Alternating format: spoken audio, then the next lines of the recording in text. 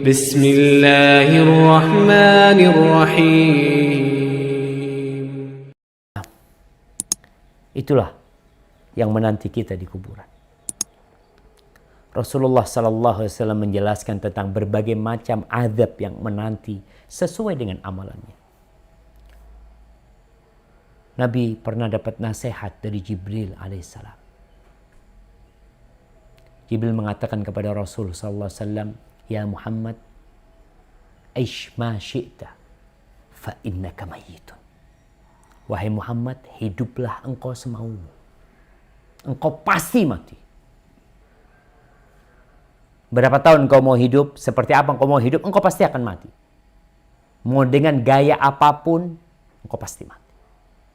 Wa'mal ma syi'ta fa innaka majziyun bi. Beramallah semaumu.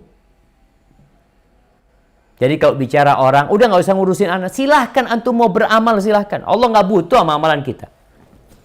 Allah mengatakan, faman sya'a falyu'min wa man sya'a falyakfur. Yang mau beriman silahkan, monggo. Yang mau kafir silahkan. I'malu ma syi'tum. Kalian silahkan beramal semau kalian. Tapi ingat, akan dibalas kalian. Pasti dibalas. Wa ahbib man syi'ta, fa innaka mufariquh. Dan silahkan engkau mencintai siapa yang engkau mau. Engkau pasti berpisah sama dia. Sudah jadi kepastian jamaah. Wa'alam anna syarafal mu'min qiyamuhu bil-lail. Ketahuilah bahwa kemuliaan seorang mukmin bukan dengan hartanya, bukan dengan jabatannya, bukan dengan tahtanya, bukan dengan kekuasaannya. Yang sekarang orang-orang berlomba untuk mencari kekuasaan, jabatan, harta. Dia pikir itu dapat memuliakan dia. Syaraful mu'min. Kemuliaan seorang mukmin adalah qiyamuhu bil-lail. Ketika dia bangun malam hari. Salat tahajud. Itu kemuliaan seorang mukmin.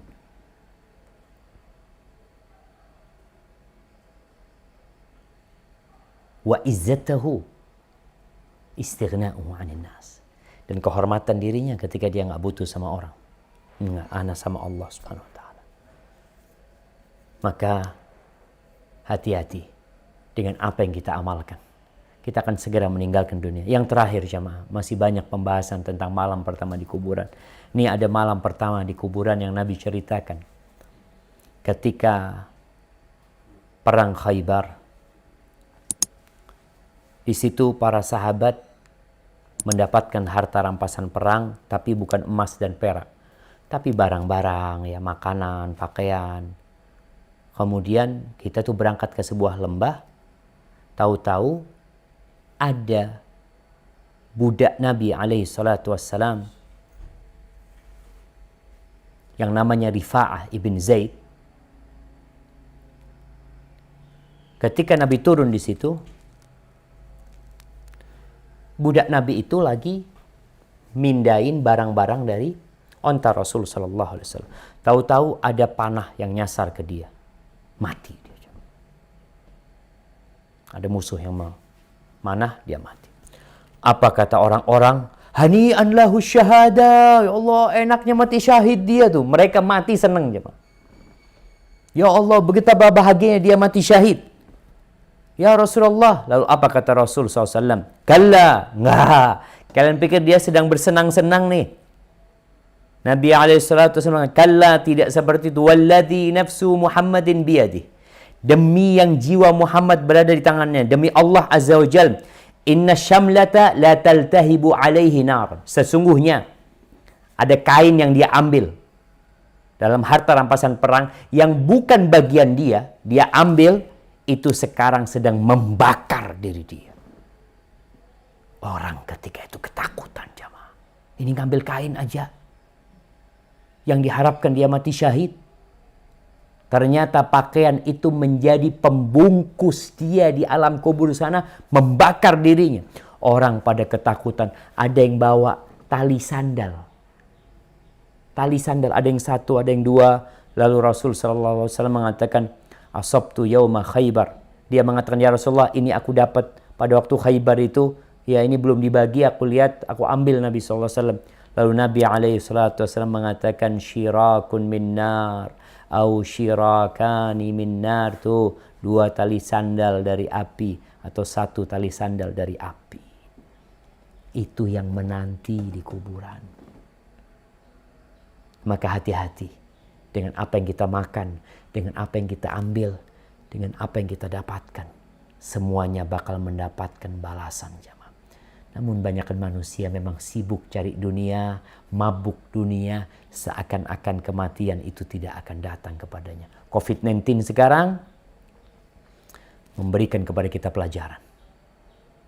Kita tinggal di rumah, kita bosan, kita boring, kita ingin keluar. Nanti engkau akan berada di satu tempat yang tidak akan pernah keluar selama-lamanya. Sampai kiamat terjadi. Ketika sekarang masih ada harapan, oh insya Allah Juni selesai, insya Allah akhir tahun selesai, insya Allah bisa balik seperti asalnya. Tapi engkau akan berada di kuburan nanti semuanya. Di tempat yang sempit, yang kecil seperti itu, selama-lamanya nggak ada harapan untuk keluar kembali. Tinggal bagaimana kau mempersiapkan tempat yang sempit itu. Hadza wallahu a'lam bishawab. Itu yang bisa saya sampaikan kesempatan kali ini. Mungkin kita masuk ke sesi tanya jawab. Nah, silahkan kalau ada yang ingin bertanya. Ya, baik Pak Ustaz. Allahumma inna na'udzubika min adzabil qabr wa min adzabi jahannam wa min fitnatil mahya wal mamat wa min syarri fitnatil masiihid dajjal. Naam, tafadhali. Mohon maaf tadi saya bicara kepotong. Sudah ada yang daftar, silakan Ibu Riana untuk menyampaikan pertanyaannya. Hanya diberi kesempatan 1 pertanyaan. Silakan. Terima kasih Mbak Evi, terima kasih Pak Ustadz. Pertanyaan saya mengenai alam kubur ini, apa ada doa khusus agar kita terhindar dari siksa alam kubur dan siksa api neraka, Pak Ustadz? Terima kasih. Assalamualaikum. Waalaikumsalam warahmatullahi wabarakatuh. Iya jemaah, kalau bicara apa sih amalan atau doa agar kita terhindar dari azab kubur? Yang pertama adalah keimanan kita dengan adanya azab kubur itu sendiri. Karena keimanan ini yang akan mendorong kita untuk takut. Kemudian kita berdoa. Kalau bicara doa apa agar kita terhindar dari azab kubur? Rasulullah SAW mengajarkan sebuah doa yang dibaca sebelum salam. Karena memang setelah tasyahud akhir itu ada waktu yang mustajab.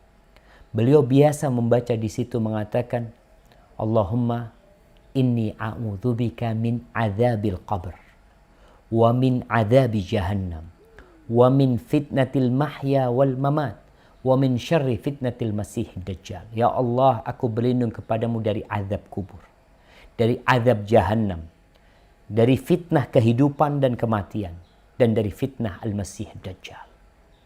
Kemudian doa yang dibaca Nabi SAW setiap pagi dan petang. Amsayna wa amsal mulku lillah, walhamdulillah, la ilaha illallah, wahdahu la syarika lah, lahul mulku wa lahul hamdu wa huwa ala kulli syai'in qadir. Allahumma inni as'aluka khaira ma fi hadhihi al-lailah wa khaira ma ba'daha wa a'udzu bika min syarri ma fi hadhihi al-lailah wa syarri ma ba'daha. Rabbi a'udzu bika minal kasali wa su'il kibar. Ini di akhir doa Nabi mengatakan, ya Allah, aku berlindung kepadamu, ya Rabbi, aku berlindung kepadamu dari malas dan dari umur tua. Rabbi a'udzu bika min adzabin finnar wa adzabil qabr. Ya Allah, aku berlindung kepadamu dari azab di neraka dan azab di kuburan. Itu doa yang dibaca Nabi SAW. Maka hendaklah kita berusaha untuk membacanya dengan penghayatan.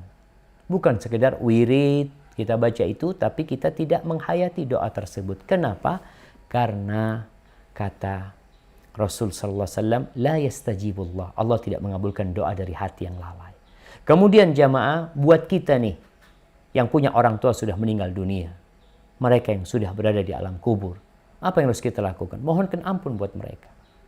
Rasulullah SAW ketika mengubur sahabat, Beliau berdiri di atas kuburan mengatakan kepada para sahabatnya, istaghfiru li akhikum.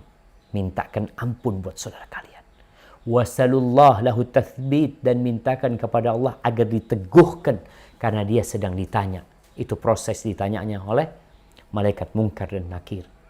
Maka itu yang bisa kita amalkan, dan banyak amal-amal soleh lainnya jamaah, seperti membaca surat Tabarak ya, surat Al-Mulk dibaca tiap malam 30 ayat yang dalam hadis disebutkan bahwasanya akan menyelamatkan orang yang membacanya dari azab kubur.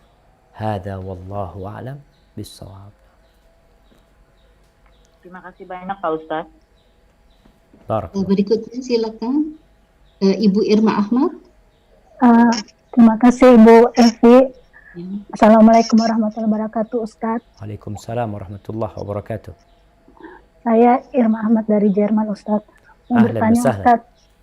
Ya, ini terkait mungkin tidak langsung ke alam kuburnya, tetapi kaitannya dengan dosa Ustadz.